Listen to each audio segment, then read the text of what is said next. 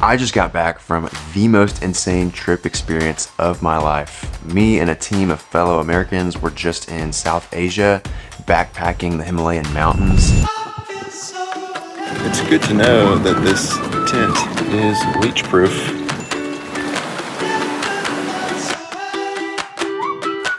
I had a lot to learn in the process because this was the first trip of its kind for me. My role on the trip was to document everything in photography and video format.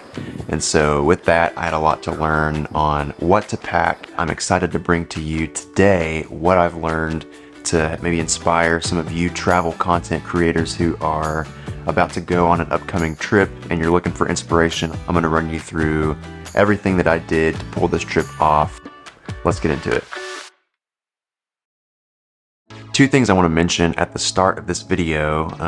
Number one is your weight capacity, and number two is functionality. So I was really intentional in choosing the right gear to bring on this trip that I could maximize across the board, going from a handheld shot to a tripod shot to shooting videos to shooting photos and everything in between. So with that, as with any photography and filmmaking endeavor, the first thing to mention is camera choice. The camera that I used on this trip is the Lumix S5. And the reason why I chose this camera is, number one, all of the specs that it offers. It has a wide range of video uses as well as photography uses that really makes this thing a powerhouse camera in just about every scenario. Another reason is that it is very safe to use in different weather conditions since it is weather sealed, and so I didn't have to worry about, you know, sand or dirt messing up the camera, rain messing up the camera. And then lastly, the reason why I chose this camera is its size and weight. For a full frame mirrorless camera with the internal specs that this has, this is a very small and compact form factor that you're not going to find a ton more on the market that is going to be smaller, that packs as much of a punch as this camera does. The second item to cover is going to be my lens choice. I chose to go with the Sigma 28 to 70 millimeter f2.8 lens.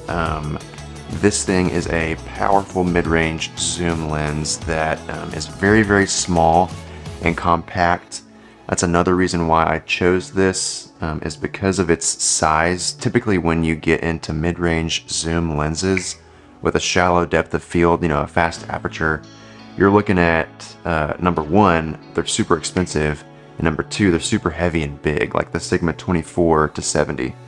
That's why I chose the 28 to 70, is because even though it's not as wide as the Sigma 24 to 70, you're able to get away with a smaller form factor. This lens and the Lumix S5 together ended up being a killer combo for this trip. Moving on to the third major item that really made this trip easy is, since it's a backpacking trip, I needed a way to basically have my camera ready at hand to use at a moment's notice. You know, if I saw something really compelling, like a scenic overlook, or, you know, a certain animal that I wanted to like pull my camera out and capture, I didn't want to have to hold my camera the entire time or, you know, put the strap on it and wear it on my neck. I ended up getting the Peak Design camera clip for my backpack strap. And this thing is super, super handy. It basically just allows me to, you know, wear my day pack or my main backpack, you know, whatever kind of hike I'm doing, and just have it right here on the strap, ready to go, so that when my camera is clicked in, all I do is slide it in and my camera is locked in place, and it's not going anywhere. I mean, it's not going to accidentally slip out or slide around. It's locked in place. So if we're hiking and I see something that I want to capture really quick, all I do is mash the button on the side, slide up, and I'm good to go. Highly recommend this for anyone who is doing any kind of backpacking, photography, or film trip. Just makes things so much easier. With that, the plate that comes with the Peak Design clip is Arca Swiss compatible. So as you can see, there's the plate right there, meaning I can use this with any tripod or other mounting device that is designed in the Arca Swiss format. With that, the tripod that I used for this trip is the Joby Gorillapod 5K. It has an Arca Swiss mounting design here at the top, making it super easy for me to unclip the camera from my backpack, slide it right onto the Gorillapod right there, tighten it down, and in just a matter of seconds, I go from, having the camera right here on my pack to unclipping it, threading it on the tripod, and I'm good to go. And I can use this setup right here to wrap around, fences, tree branches. I set it up in several places where the terrain was like really uneven and really rocky. And so your traditional tripod is gonna struggle in a situation like that. Whereas the Joby Gorillapod, you can bend the legs however you need and really get it to set evenly on any kind of terrain, whether it's dirt, sand, even water. You can set it in water, and it's not going anywhere. I mean, this thing is really sturdy. So this ended up being a huge win for the trip. Hold your horses, because I almost forgot to talk about one of the most important things with video production, and that is audio. So my choice of audio equipment for this particular trip was, surprise, the Rode Wireless Go mic system. It's actually a little bit different than you think, because I have modified the original Rode Wireless Go, and here's what I've done. Velcro. It's a really tiny, small modification, but basically what this allows me to do is, with the receiver module, this clip threads onto the top of your camera on your camera's shoe mount. Let me just grab a camera to demonstrate.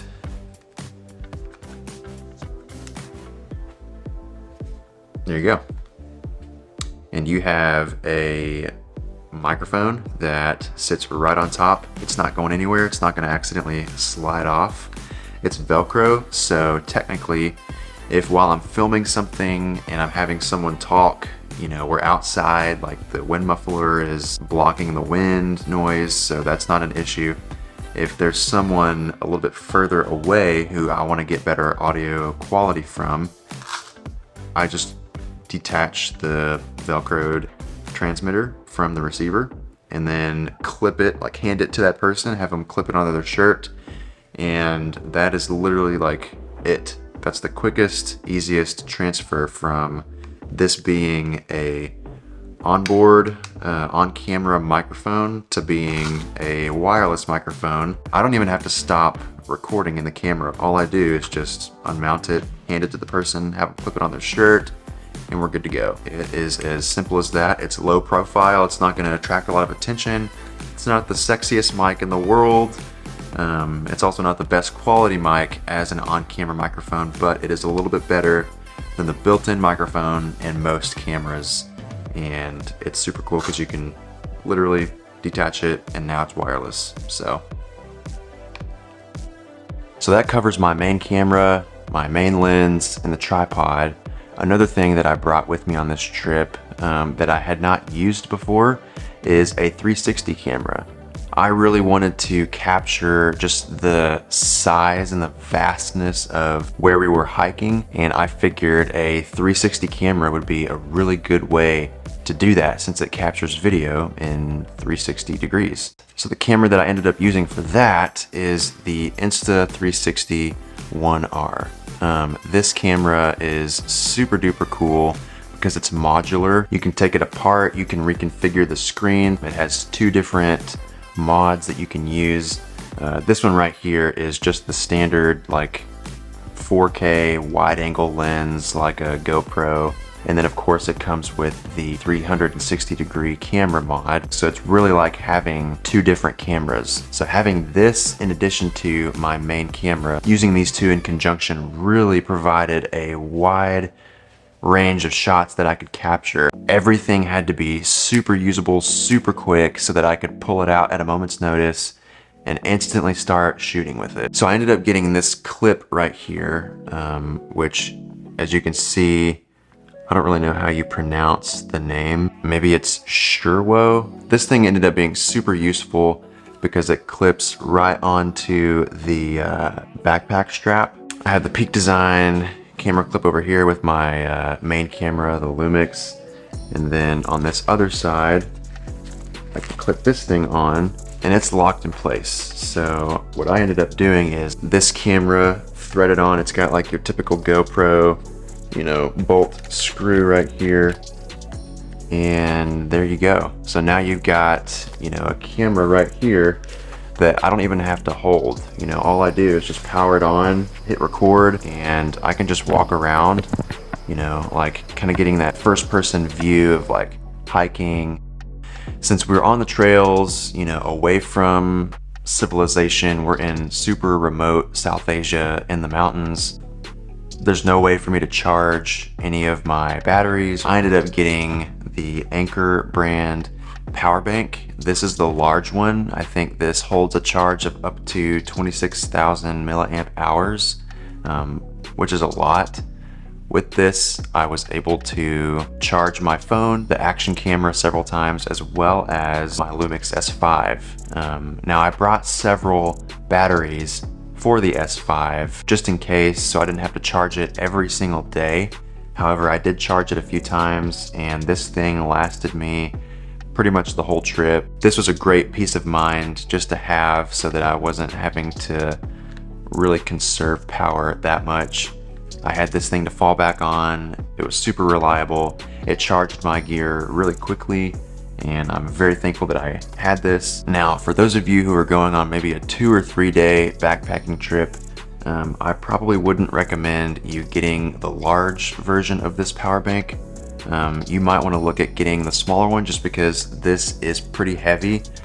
This thing weighs over a pound. Size and weight matters when it comes to backpacking trips. You should be okay getting away with the power bank that's half this size, and it should provide enough power for you to charge your camera, especially if all you're using is one camera like the S5, and you're not using an action camera, you're not charging your phone. You should definitely get away with having enough juice with a power bank that's not this big. But I wanted to make sure I had enough power for the whole trip since we were unplugged for an entire week. And I had, you know, 3 different cameras, my iPhone, the action camera, and the Lumix S5. That's pretty much it. I'm not gonna go into any backpacking gear per se. I'm not a professional backpacker. I'm a photographer and a filmmaker, so I wanted to cover the photography and video gear that I brought with me on this trip. If you have any questions on anything, definitely let me know in the comments. Also, let me know what you guys use. For those of you who have done any kind of trip like this, I would love to learn from you as well. So leave a comment down below. Let me know if there's any other gear items missing in this video that I didn't cover. I would love to learn from you and just kind of have this community here on this channel where we can learn from each other. So leave a like on the video if you enjoyed this content. Subscribe to my YouTube channel if you want to join this little community here on YouTube. I would love to have you as part of this community. And I will see you guys in the next one.